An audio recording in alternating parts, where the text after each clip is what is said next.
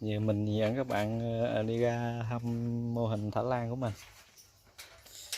Mình cũng cũng mới thử nghiệm đây thôi, chứ chưa dám thả nhiều.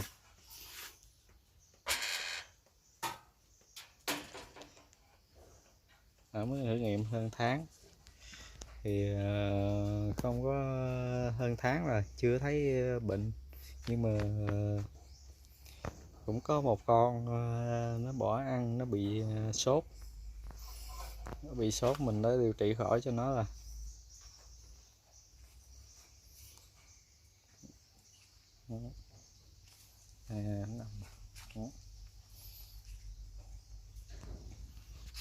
Đó, mình làm những cái nhà nhỏ nhỏ chung vô, nó rất thích là chung vô những cái nhà nhỏ nhỏ vậy.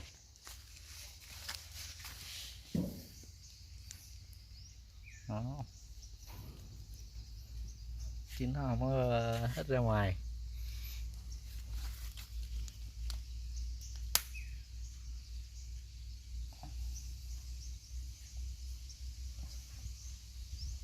Nó có dấu hiệu, mà nó chừng nào mà nó có dấu hiệu sắp đẻ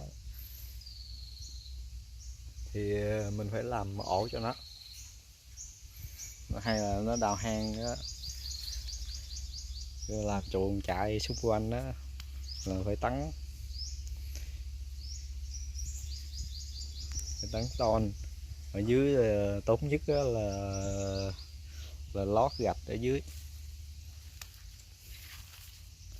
lót gạch, đào xuống, lót gạch khoảng 2 cục gạch, 2 tấc.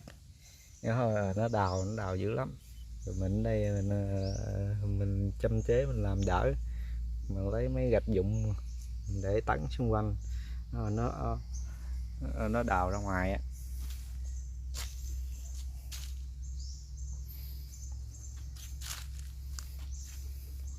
Mình cũng bị mới thả lúc đầu rồi nó đào hang, nó đào ra ngoài á, vậy tấn dọc dọc xung quanh hết.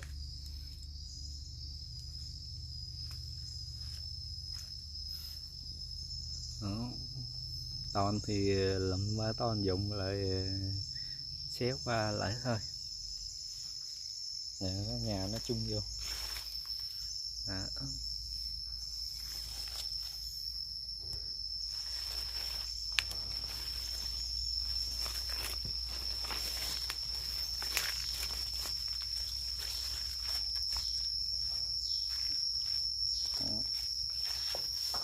Đó, nó đào hang này. Đó. Đào hang dữ lắm, ngay mấy cái góc vách mà mình không tắn rồi là nó đào ra ngoài đi kiếm chết rồi. Đây mình để ở ngoài trời, xung quanh mình nó thì gần đám rừng, bởi vậy nó cũng mát mẻ.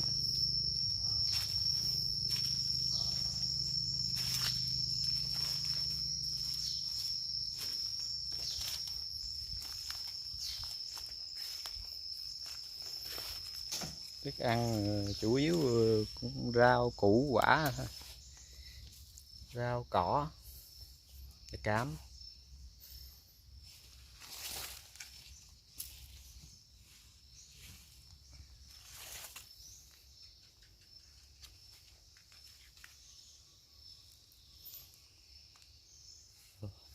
Mình nuôi thả lan đỡ cái chăm sóc, nó thả ra được ngoài, chịu môi trường ngoài thì nó rất là khỏe, thấy nó ít bệnh hẳn hơn nuôi nhốt trong. Thả tháng hơn rồi thấy cũng lên ký. Bữa em cân lên khoảng lên hơn 300 gram. Con bữa thêm thả khoảng ký 3 ký 4, bữa cân lên thấy lên ký 7. Khi mình thả lan thả thỏ khoảng từ 1 ký đổ lên đi các bạn, thỏ dưới ký thả ra ngoài là nó dễ bệnh lắm, tại 1 ký đổ lên nó sức khỏe nó là tốt rồi.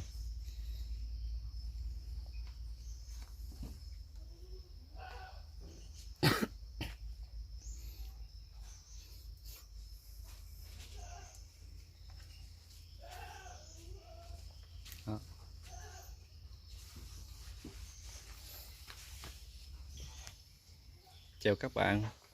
Hôm nay mình sẽ giới thiệu các bạn cách chăm sóc thỏ con từ lúc mới sinh cho tới tách mẹ và đến khi xuất chuồng. Đây thỏ 1 ngày tuổi.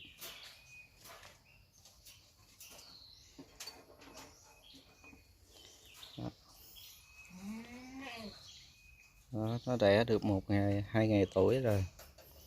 Đó, tới 3 ngày tuổi thì mình tiêm phòng ngừa cho nó E. coli. Đối với thỏ mẹ thì sau khi đẻ xong thì mình chích 1 mũi B12 bổ cho nó. Giờ sau đó ngày hôm sau thì mình chích liều canxi để phòng ngừa bại liệt cho nó. Thỏ con này thì 3 ngày mình tiêm mình cho nó uống E. coli ở khoảng thỏ khoảng 20 ngày. Thỏ 20 ngày thì mình cho nó uống tụ huyết trùng.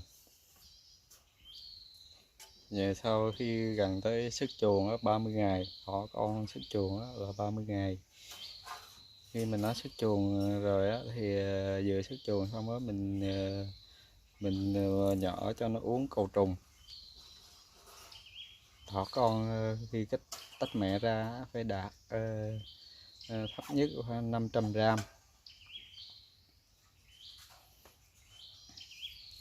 Nó nuôi con mới khỏe mạnh. Đối với thỏ mẹ nuôi con khoảng từ 5 đến 6 con là đạt.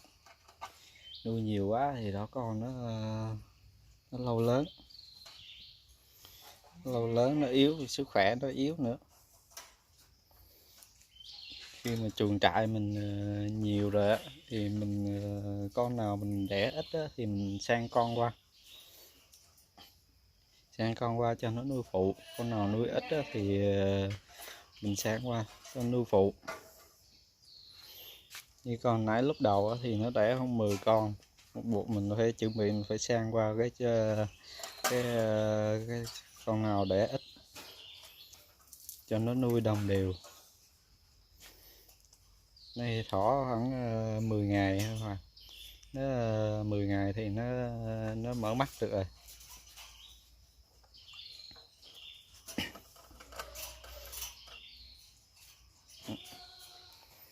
Đây vàng mấy thỏ bầu. Ở lòng thỏ mẹ thì mình sẽ có ghi cái ngày đẻ đàng hoàng. Khi ngày đẻ thông thường thỏ mẹ nó đẻ khoảng từ 30 đến 31 ngày. Ngày thứ 30 thì nó sẽ chuyển dạ, nó sẽ cắn lông và nó gom cỏ lại.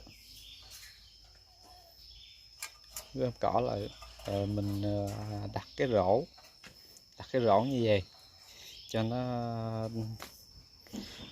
làm ổ cho nó đẻ.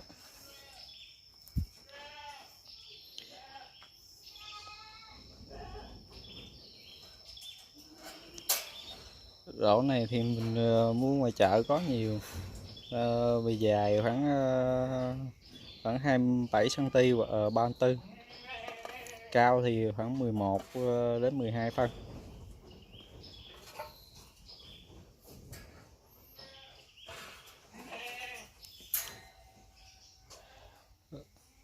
Thỏ mẹ trước khi phối thì mình cũng nên tiêm thuốc bổ cho nó. Trước khi phối tiêm thuốc bổ EDE. Tiêm EDE và ECB. Tiêm 2 liều để có sức lên giống. Khi mà thỏ có dấu hiệu lên giống thì nó sẽ cào chuồng.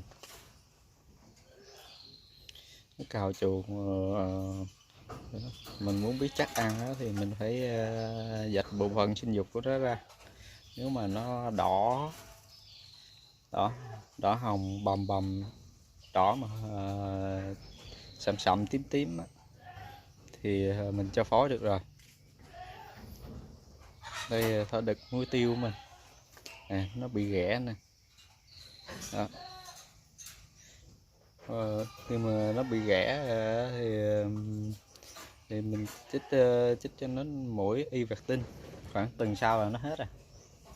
Ghẻ thì cũng dễ trị. Đối với mấy thỏ mà có biểu hiện bệnh đó là mình phải chích thuốc nó liền. Đừng để mà nó bệnh rồi thì mình trị thì rất là khó hết.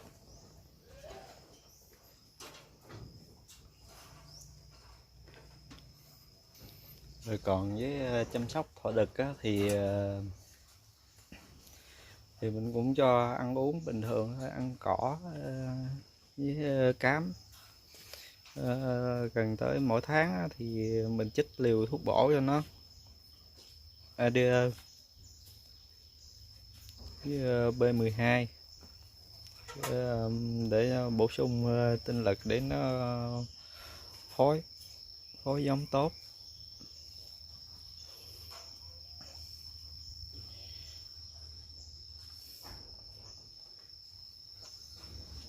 Đây là cái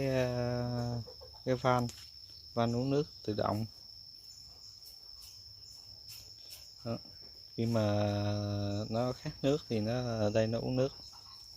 Đó. Thức ăn thì ăn cho thỏ thì mình một ngày mình cho ăn 2 cữ, sáng và chiều. Chuồng trại thì phải vệ sinh chuồng nền đất thì vệ sinh sạch sẽ. Từng lễ nửa tháng mình vệ sinh một lần. Vệ sinh xong thì mình rải vôi. Rải vôi để phòng trừ mầm bệnh. Thì mình rải thêm phân chùa ủ chuồng để tránh mùi hôi. Điểm lót sinh học để hạn chế mùi hôi. Khi mà mình vệ sinh đối với nền đất thì một tuần lễ nửa tháng mình vệ sinh một lần. Vệ sinh một lần rồi xong mình rải vôi nè, giống về các bạn.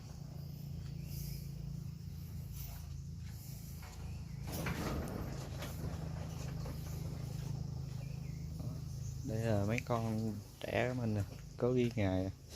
Đây là anh đẻ ngày 27 tháng 8. Nhưng mà đẻ xong á mình phải ghi ngày tháng lại. Đối với thỏ mà mình để cho nó đẻ được là thỏ giống phải nặng từ 2,8 kg trở lên.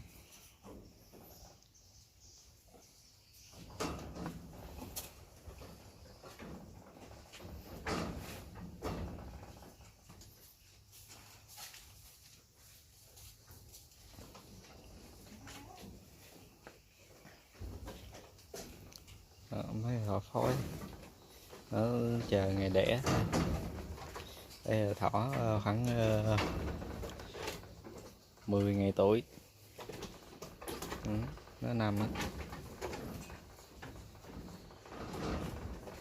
Đây muốn để tốt cho thỏ mẹ thì sau khi tách mẹ mình phối thỏ, hạn chế phối liền để thỏ mẹ nó dễ bệnh lắm.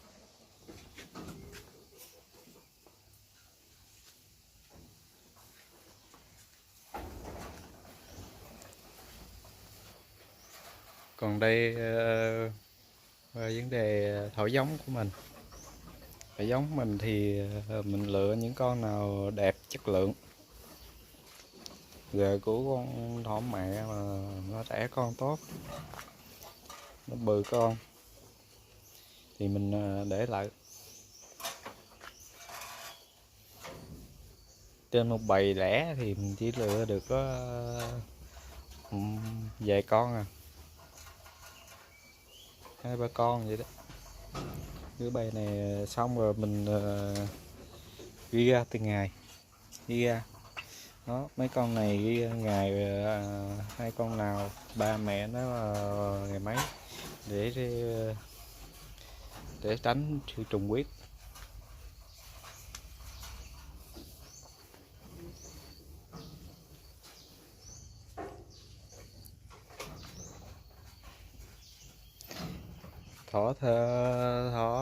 thỏ giống mà thì mình chăm sóc cũng giống như thỏ thịt thôi,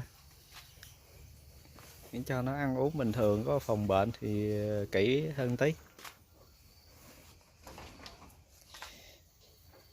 Đây thỏ con tách mẹ được gần tháng, thì khi mà tách mẹ khoảng chừng tháng, thỏ mẹ vừa tách không á, là nặng khoảng 500 g.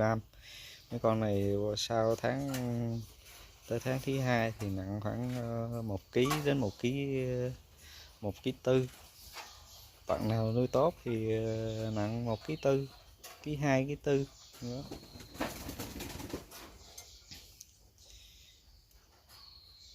Thì thỏ khoảng nặng khoảng 1 kg thì mình mới cho ăn thoải mái. Thỏ con mà khoảng mới tách mẹ xong khoảng 500 g cỡ này nè, mình cho ăn nó ít ít thôi, chứ đừng cho ăn nhiều quá nó bị sình bụng, nó sình bụng là nó bỏ ăn. Lúc đó bỏ ăn là nó chết rất là lẹ.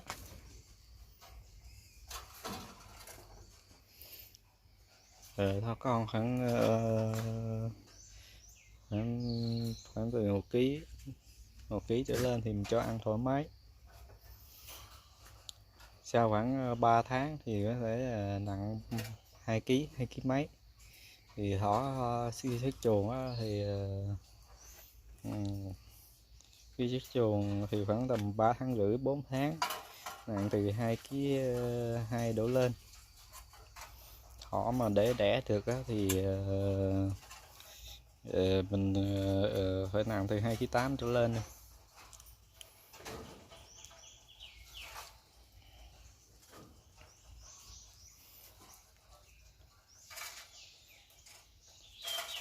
Thỏ hay bị bệnh nấm với ghẻ,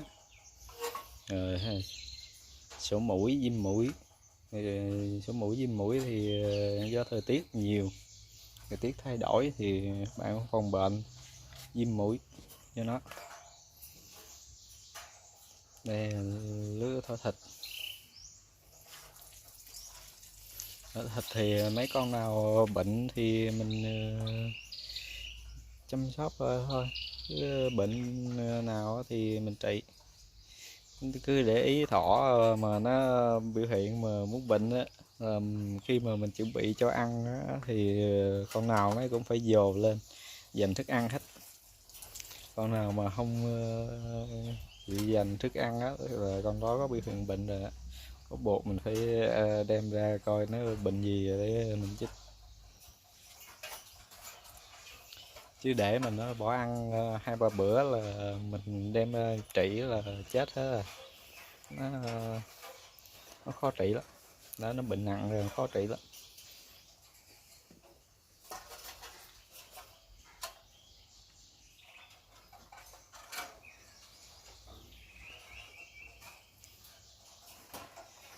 Thỏ thịt của mình thì khi xuất chuồng thì tầm khoảng 2 kg 2 đổ lên xuất chuồng.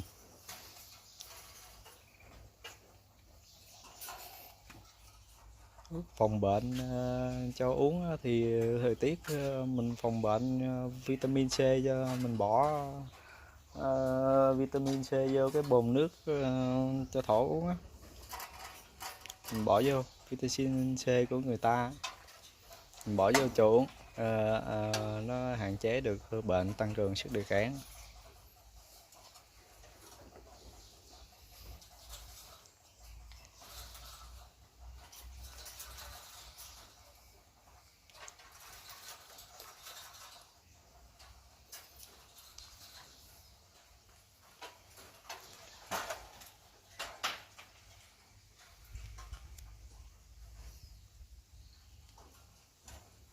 Đây thỏ nào mà ít bệnh, bệnh là mình nhìn biết, mỗi lần cho ăn cái thấy nó bỏ ăn là biết rồi.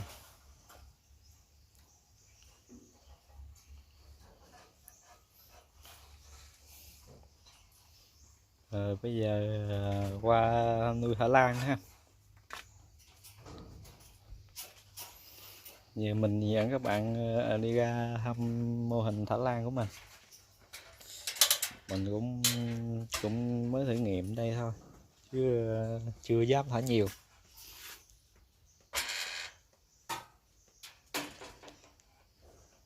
Mới thử nghiệm hơn tháng thì không có, hơn tháng rồi chưa thấy bệnh, nhưng mà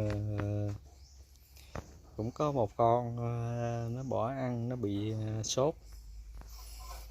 sốt, mình đã điều trị khỏi cho nó là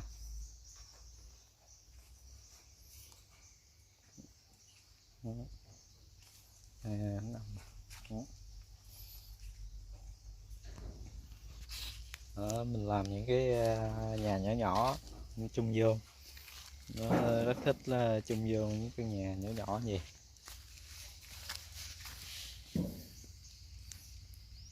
Đó, chứ nó không có hết ra ngoài.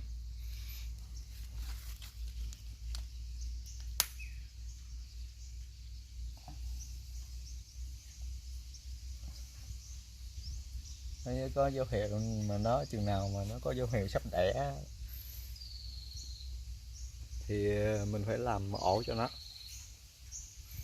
hay là nó đào hang đó, rồi làm chuồng chạy xung quanh đó, là phải tắn ton ở dưới. Tốt nhất là lót gạch ở dưới, lót gạch đào xuống, lót gạch khoảng 2 cục gạch thôi, 2 tấc. Nó đào dữ lắm. Rồi mình ở đây mình châm chế, mình làm đỡ, mình lấy mấy gạch vụn để tắn xung quanh. Nó đào ra ngoài á.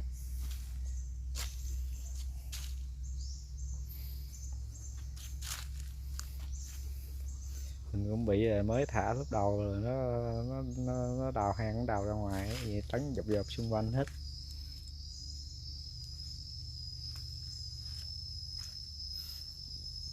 Đó. Ton thì lụm ba ton dụng lại xéo qua lại thôi. Nè, có nhà nó chung vô. Đó.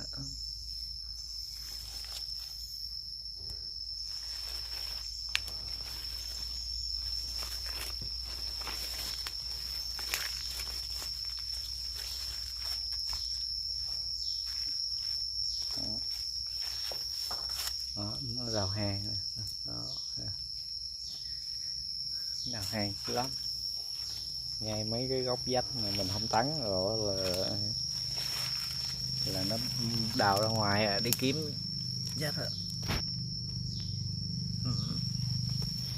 Đây mình để ở ngoài trời, xung quanh mình nó thì gần đám rừng, bởi vậy nó cũng mát mẻ.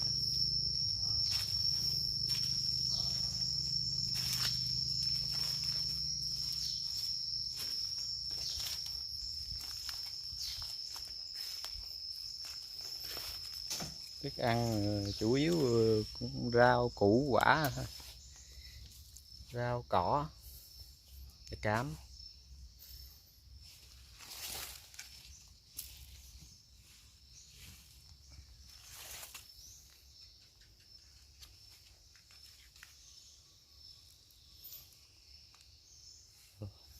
Mình nuôi thả lan đỡ cái chăm sóc, nó thả được ngoài, chịu môi trường ngoài thì nó rất là khỏe, thấy nó ít bệnh hẳn hơn là nuôi nhốt trong. Thả tháng hơn rồi thấy cũng lên ký. Bữa em cân lên khoảng lên hơn 300 gram. Con bữa em thả khoảng ký 3 ký 4, bữa cân lên thấy lên ký 7. Khi mình thả lan thả thỏ khoảng từ 1 ký đổ lên đi các bạn, thỏ dưới ký thả ra ngoài là nó dễ bệnh lắm, tại 1 ký đổ lên nó sức khỏe nó là tốt rồi.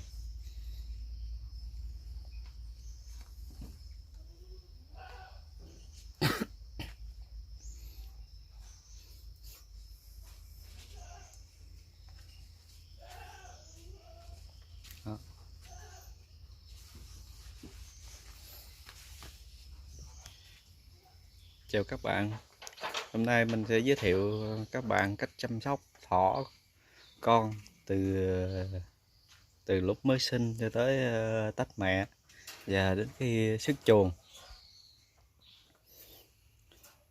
Đây thỏ 1 ngày tuổi.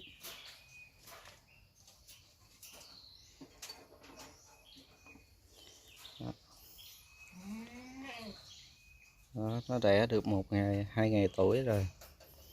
Đó, tới tới 3 ngày tuổi thì mình tiêm phòng ngừa cho nó E. coli. Đối với thỏ mẹ thì sau khi đẻ xong thì mình chích 1 mũi B12 bổ cho nó. Giờ sau đó ngày hôm sau thì mình chích liều canxi để phòng ngừa bại liệt cho nó. Thỏ con này thì 3 ngày mình mình cho nó uống E. coli ở khoảng thỏ khoảng 20 ngày. Thỏ 20 ngày thì mình cho nó uống tụ huyết trùng. Về sau khi gần tới xuất chuồng 30 ngày, thỏ con xuất chuồng là 30 ngày. Khi mình nó xuất chuồng rồi thì vừa xuất chuồng xong đó mình nhỏ cho nó uống cầu trùng. Thỏ con khi tách mẹ ra phải đạt thấp nhất khoảng 500 gram.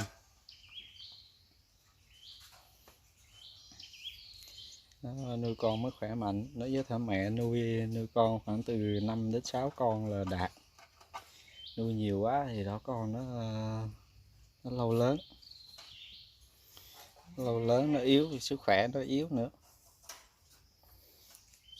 Khi mà chuồng trại mình nhiều rồi thì mình con nào mình đẻ ít thì mình sang con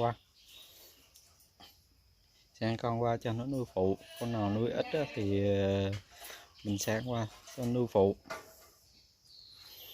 Như con nãy lúc đầu thì nó đẻ không 10 con, buộc mình phải chuẩn bị, mình phải sang qua cái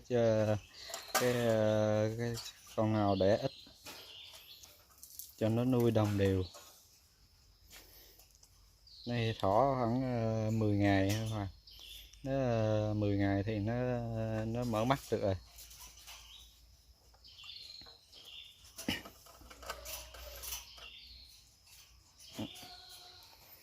Đây dàn mấy thỏ bầu. Ở lòng thỏ mẹ thì mình sẽ có ghi cái ngày đẻ đàng hoàng. Khi ngày đẻ thông thường thỏ mẹ nó đẻ khoảng từ 30 đến 31 ngày.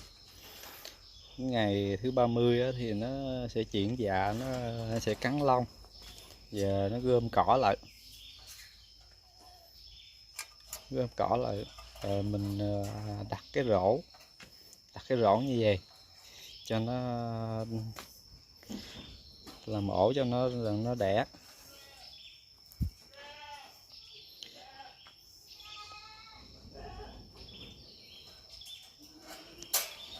Rổ này thì mình mua ngoài chợ có nhiều, bề dài khoảng 27 cm và 34, cao thì khoảng 11 đến 12 phân.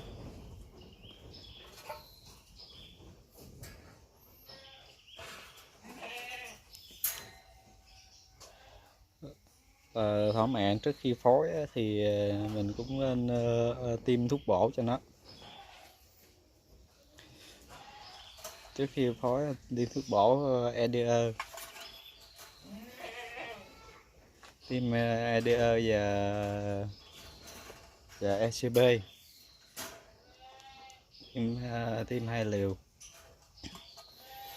để có sức lên giống. Khi mà thỏ có dấu hiệu lên giống thì nó sẽ cào chuồng.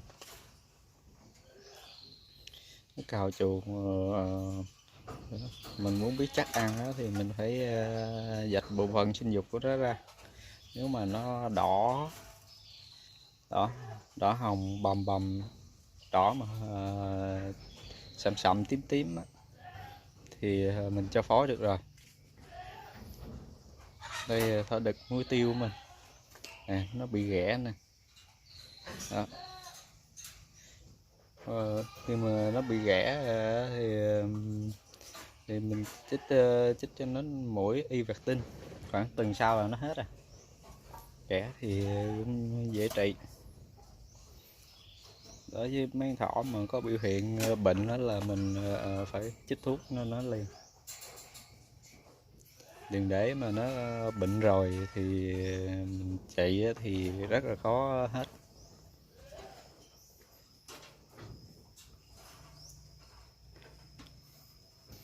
Rồi còn với chăm sóc thỏ đực á, thì mình cũng cho ăn uống bình thường, ăn cỏ với cám. Gần tới mỗi tháng á, thì mình chích liều thuốc bổ cho nó ADE với B12 để bổ sung tinh lực để nó phối phối giống tốt.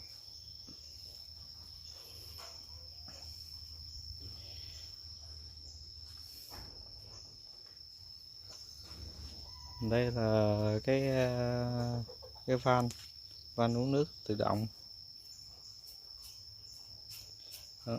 Khi mà nó khát nước thì nó ở đây nó uống nước. Đó. Thức ăn thì ăn cho thỏ thì mình một ngày mình cho ăn 2 cữ, sáng và chiều. Chuồng trại thì phải vệ sinh chuồng nền đất thì vệ sinh sạch sẽ. Từng lễ nửa tháng mình vệ sinh một lần. Vệ sinh xong thì mình rải vôi. Rải vôi để phòng trừ mầm bệnh. Thì mình rải thêm phân chùa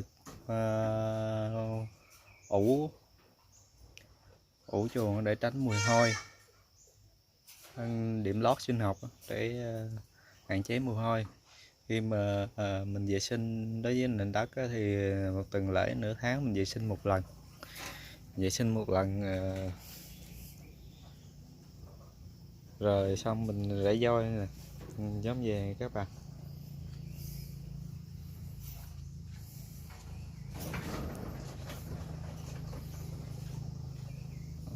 Đây là mấy con đẻ của mình nè, có ghi ngày. Anh đẻ ngày 27 tháng 8. Nhưng mà đẻ xong á mình phải ghi ngày tháng lại. Đối với thỏ mà mình để cho nó đẻ được á, là thỏ giống phải nặng từ 2,8 kg trở lên.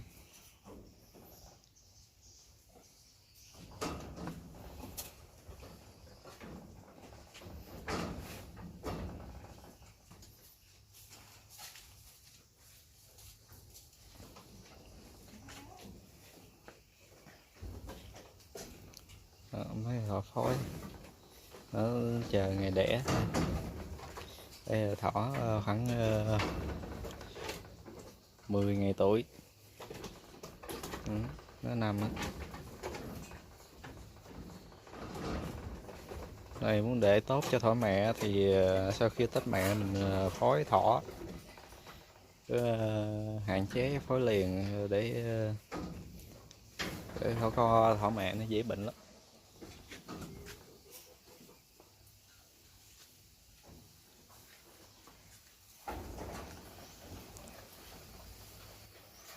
Còn đây vấn đề thỏ giống của mình. Thỏ giống mình thì mình lựa những con nào đẹp chất lượng. Giờ của con thỏ mẹ mà nó đẻ con tốt, nó bự con thì mình để lại. Trên một bầy đẻ thì mình chỉ lựa được có vài con à, 2-3 con vậy đó. Cái bầy này xong rồi mình ghi ra từng ngày, ghi ra đó, mấy con này ghi ra ngày, 2 con nào ba mẹ nó ngày mấy để tránh sự trùng huyết.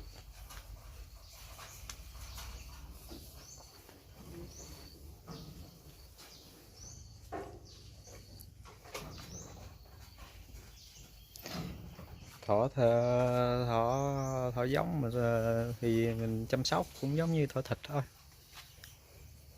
để cho nó ăn uống bình thường, có phòng bệnh thì kỹ hơn tí. Đây thỏ con tách mẹ được gần tháng, thì khi mà tách mẹ khoảng chừng tháng, thỏ mẹ vừa tách không á, nặng khoảng 500 g. Cái con này sau tới tháng thứ 2 thì nặng khoảng 1 kg đến 1 kg 4. Bạn nào nuôi tốt thì nặng 1 kg 4, kg 2 kg 4 nữa.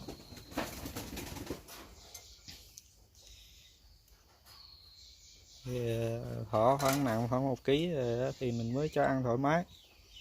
Thỏ con mà khoảng mới tách mẹ xong khoảng 500 g cỡ này nè, mình cho ăn nó ít ít thôi, chứ đừng cho ăn nhiều quá nó bị sình bụng, nó sình bụng là nó bỏ ăn.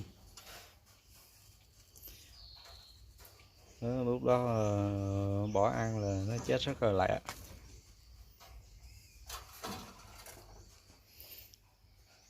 Thỏ con khoảng từ 1 kg trở lên thì mình cho ăn thoải mái.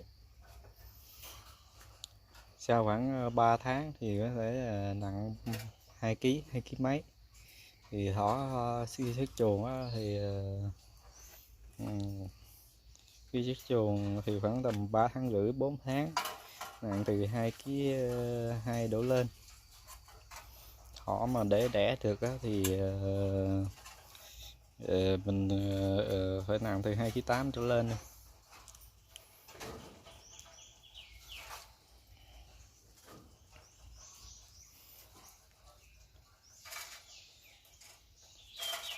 Thỏ hay bị bệnh nấm với ghẻ, sổ mũi, viêm mũi. Sổ mũi, viêm mũi thì do thời tiết nhiều, thời tiết thay đổi thì bạn cũng phòng bệnh viêm mũi cho nó. Đây là lứa thỏ thịt. Thỏ thịt thì mấy con nào bệnh thì mình chăm sóc thôi, chứ bệnh nào thì mình trị. Cứ để ý thỏ mà nó biểu hiện mà muốn bệnh á, khi mà mình chuẩn bị cho ăn á, thì con nào nó cũng phải dồ lên dành thức ăn hết. Con nào mà không chịu dành thức ăn á là con đó có biểu hiện bệnh rồi á, có buộc mình phải đem ra coi nó bệnh gì để mình chích. Chứ để mình nó bỏ ăn 2-3 bữa là mình đem trị là chết hết rồi. Nó khó trị lắm, nó bệnh nặng rồi khó trị lắm.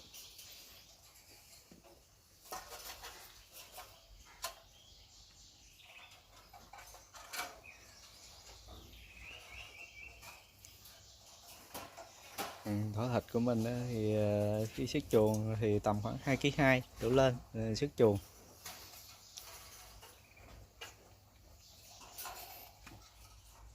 Phòng bệnh cho uống thì thời tiết mình phòng bệnh vitamin C, cho mình bỏ vitamin C vô cái bồn nước cho thỏ uống á, mình bỏ vô vitamin C của người ta, mình bỏ vô chỗ uống. Nó hạn chế được bệnh, tăng cường sức đề kháng.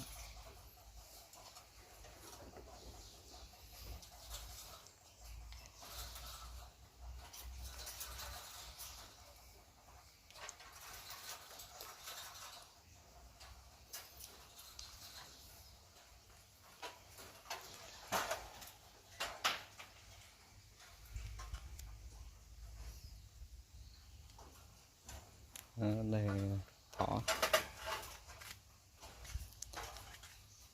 nào mà ít bệnh, bệnh là mình nhìn biết, mỗi lần cho ăn cái thấy nó bỏ ăn là biết rồi.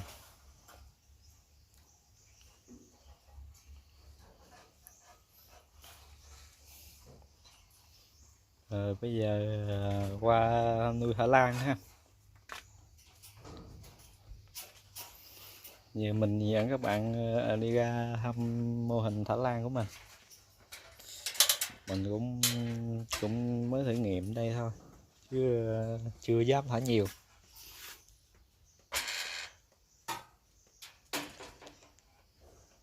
Mới thử nghiệm hơn tháng thì không có, hơn tháng rồi chưa thấy bệnh, nhưng mà cũng có một con nó bỏ ăn, nó bị sốt, mình đã điều trị khỏi cho nó rồi.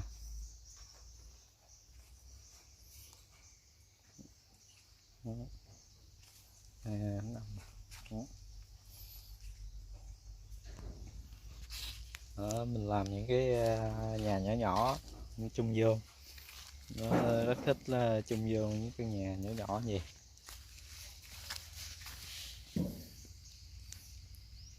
Đó,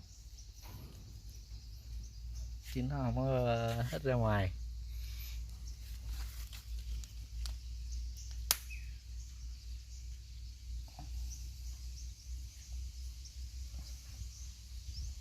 Nó có dấu hiệu, mà nó chừng nào mà nó có dấu hiệu sắp đẻ thì mình phải làm ổ cho nó, hay là nó đào hang đó, làm chuồng chạy xung quanh đó, là phải tắn ton ở dưới. Tốt nhất là lót gạch ở dưới, lót gạch, đào xuống lót gạch khoảng 2 cục gạch, 2 tấc. Nó đào dữ lắm. Rồi mình ở đây mình châm chế, mình làm đỡ, mình lấy mấy gạch vụn để tắn xung quanh. Nó đào ra ngoài á.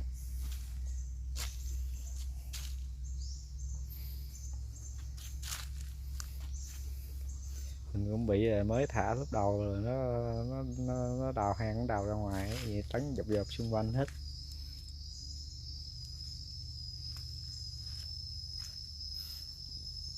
Đó. Ton thì lụm ton dụng lại xéo qua lại thôi. Nhà nó chung vô. Đó.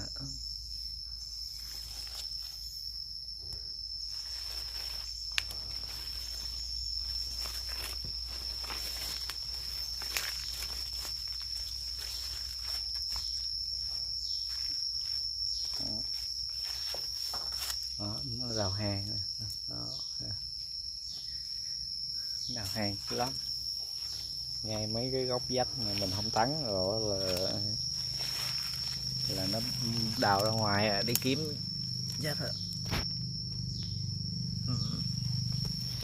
Đây mình để ngoài trời, xung quanh mình nó thì gần đám rừng, bởi vậy nó cũng mát mẻ.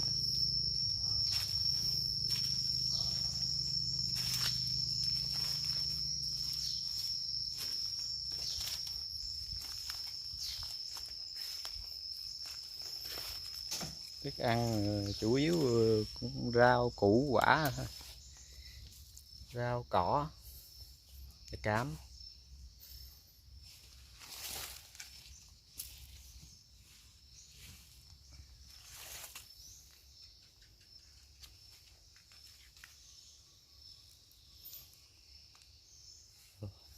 Nuôi thả lan đỡ cái chăm sóc, nó thả ra được ngoài, chịu môi trường ngoài thì nó rất là khỏe, thấy nó ít bệnh hẳn hơn nuôi nhốt trong.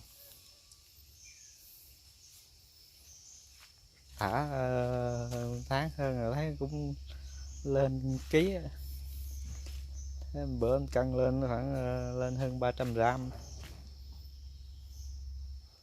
Còn bữa em thả khoảng ký 3 ký 4, bữa cân lên thấy lên ký 7. Khi mình thả lan, thả thỏ khoảng từ 1 ký đổ lên đi các bạn. Thỏ dưới ký thả ra ngoài là nó dễ bệnh lắm. Tại 1 ký đổ lên nó sức khỏe nó là tốt rồi.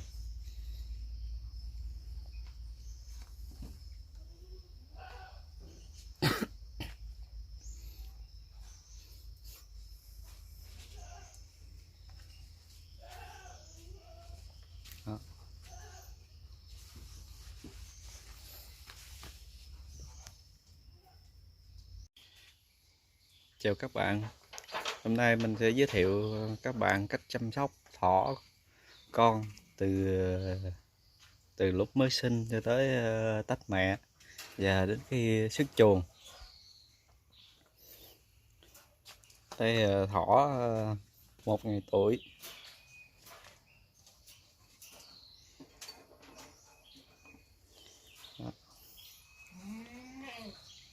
Đó, nó đẻ được 1 ngày 2 ngày tuổi rồi. Đó, tới 3 ngày tuổi thì mình tiêm phòng ngừa cho nó E. coli. Đối với thỏ mẹ thì sau khi đẻ xong thì mình chích 1 mũi B12 ấm bổ cho nó. Giờ sau đó ngày hôm sau thì mình chích liều canxi để phòng ngừa bại liệt cho nó. Thỏ con này thì 3 ngày mình tiêm mình cho nó uống E. coli ở khoảng thỏ khoảng 20 ngày. Thỏ 20 ngày thì mình cho nó uống tụ huyết trùng. Và sau khi gần tới xuất chuồng 30 ngày, thỏ con xuất chuồng là 30 ngày. Khi mình nó xuất chuồng rồi thì vừa xuất chuồng xong đó mình nhỏ cho nó uống cầu trùng. Thỏ con khi tách mẹ ra phải đạt thấp nhất khoảng 500g.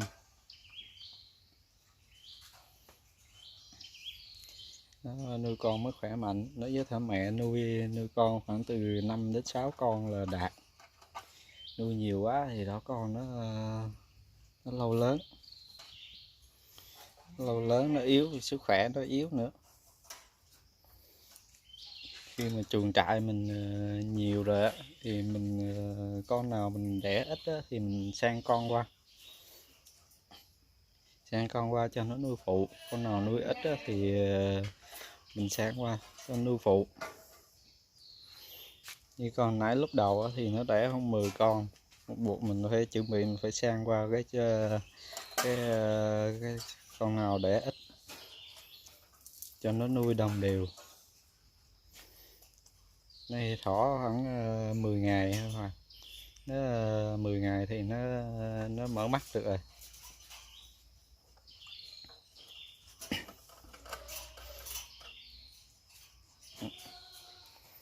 Đây vàng mấy thỏ bầu. Ở lòng thỏ mẹ thì mình sẽ có ghi cái ngày đẻ đàng hoàng. Khi ngày đẻ thông thường thỏ mẹ nó đẻ khoảng từ 30 đến 31 ngày. Ngày thứ 30 thì nó sẽ chuyển dạ, nó sẽ cắn lông và nó gom cỏ lại. Rồi mình đặt cái rổ như vậy cho nó làm ổ cho nó đẻ.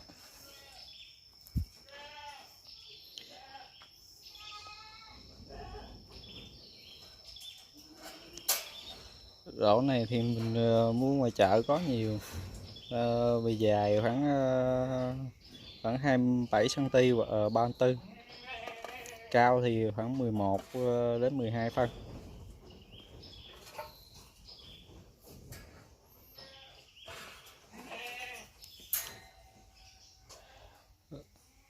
Thỏ mẹ trước khi phối thì mình cũng nên tiêm thuốc bổ cho nó. Trước khi phối tiêm thuốc bổ EDE, tiêm EDE và ECB, tiêm 2 liều để có sức lên giống. Khi mà thỏ có dấu hiệu lên giống thì nó sẽ cào chuồng.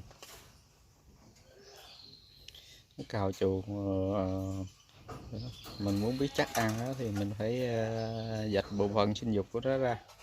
Nếu mà nó đỏ hồng bầm đỏ mà sậm tím thì mình cho phối được rồi. Đây thỏ đực muối tiêu của mình nè, nó bị ghẻ nè đó. Khi mà nó bị ghẻ thì mình chích cho nó mũi Ivermectin, khoảng tuần sau là nó hết rồi. Ghẻ thì cũng dễ trị. Đối với mấy thỏ mà có biểu hiện bệnh đó là mình phải chích thuốc nó liền. Đừng để mà nó bệnh rồi thì mình trị thì rất là khó hết.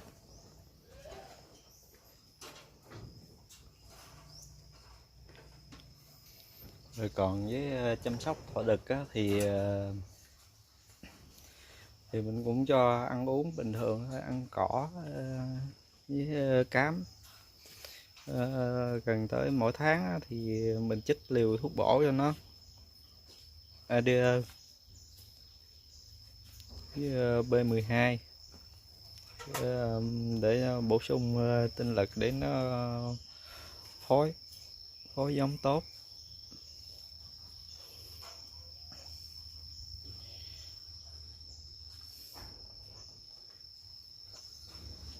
Đây là cái van uống nước tự động đó. Khi mà nó khát nước thì nó ở đây nó uống nước. Thức ăn thì ăn cho thỏ thì mình một ngày mình cho ăn 2 cữ, sáng và chiều. Chuồng trại thì phải vệ sinh chuồng nền đất thì vệ sinh sạch sẽ. Từng lễ nửa tháng mình vệ sinh một lần. Vệ sinh xong thì mình rải vôi. Rải vôi để phòng trừ mầm bệnh. Thì mình rải thêm phân chùa ủ chuồng để tránh mùi hôi, điểm lót sinh học để hạn chế mùi hôi. Khi mà mình vệ sinh đối với nền đất thì một tuần lễ nửa tháng mình vệ sinh một lần. Vệ sinh một lần rồi xong mình rải vôi nè, giống về các bạn.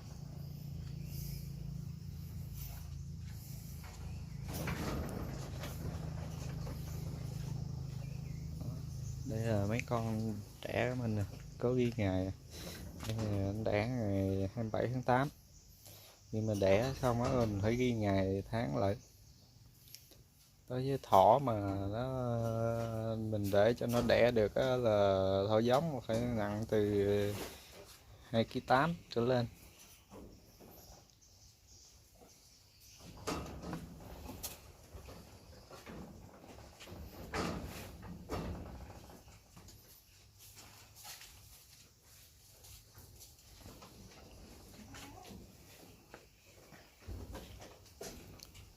Mấy thỏ phối nó chờ ngày đẻ. Đây là thỏ khoảng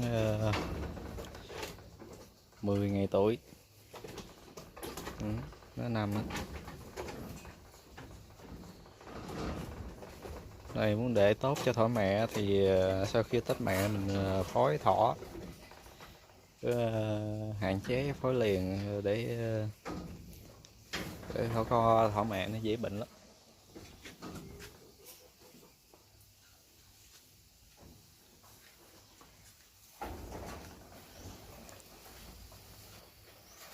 Còn đây vấn đề thỏ giống của mình.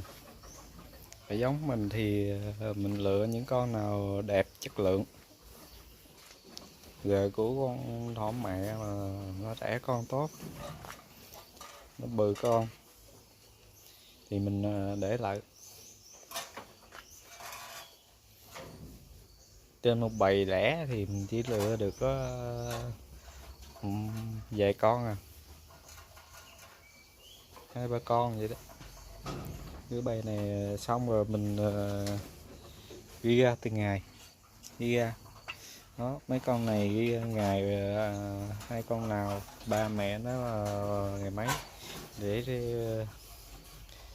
tránh sự trùng huyết.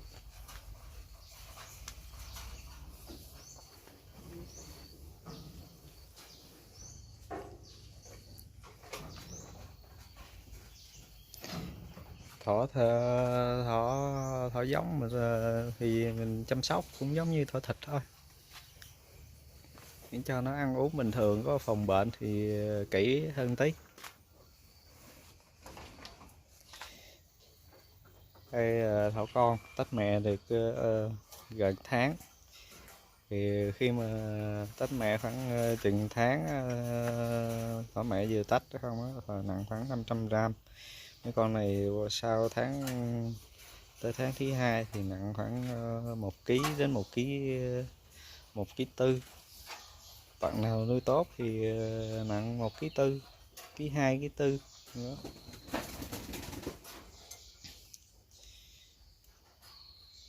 Thì thỏ khoảng nặng khoảng 1 kg thì mình mới cho ăn thoải mái. Thỏ con mà khoảng mới tách mẹ xong khoảng 500 g cỡ này nè, mình cho ăn nó ít ít thôi, chứ đừng cho ăn nhiều quá nó bị sình bụng, nó sình bụng là nó bỏ ăn. Lúc đó bỏ ăn là nó chết rất là lẹ.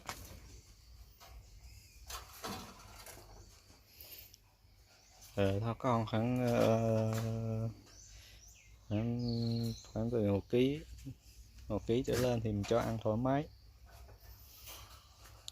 Sau khoảng 3 tháng thì có thể nặng 2 kg, 2 kg mấy.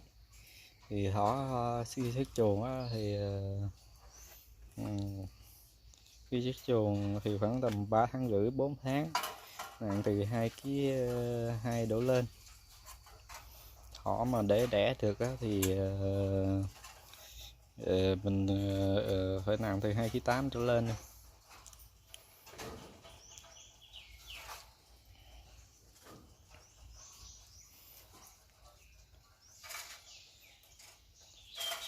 Thỏ hay bị bệnh nấm với ghẻ, sổ mũi, viêm mũi. Sổ mũi, viêm mũi thì do thời tiết nhiều, thời tiết thay đổi thì bạn cũng phòng bệnh viêm mũi cho nó. Đây là lứa thỏ thịt. Thỏ thịt thì mấy con nào bệnh thì mình chăm sóc thôi, chứ bệnh nào thì mình trị. Cứ để ý thỏ mà nó biểu hiện mà muốn bệnh á, khi mà mình chuẩn bị cho ăn á, thì con nào nó cũng phải dồn lên dành thức ăn hết. Con nào mà không bị dành thức ăn á là con đó có biểu hiện bệnh rồi, có buộc mình phải đem ra coi nó bệnh gì rồi để mình chích. Chứ để mình nó bỏ ăn 2-3 bữa là mình đem ra trị là chết hết rồi. Nó khó trị lắm, nó bệnh nặng rồi, khó trị lắm.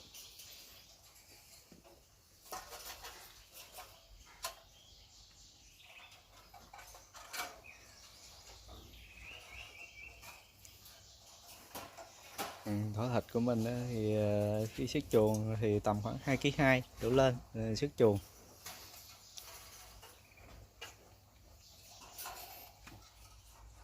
Phòng bệnh cho uống thì thời tiết mình phòng bệnh vitamin C, cho mình bỏ vitamin C vô cái bồn nước cho thỏ uống á, mình bỏ vô vitamin C của người ta, mình bỏ vô chỗ uống, nó hạn chế được bệnh, tăng cường sức đề kháng.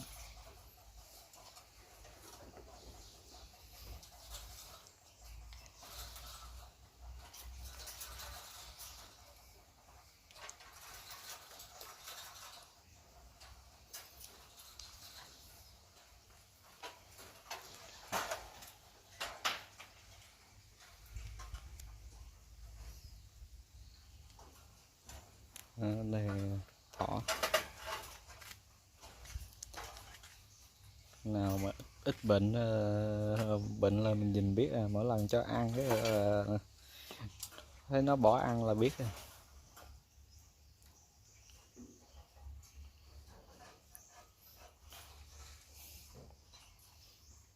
Bây giờ qua nuôi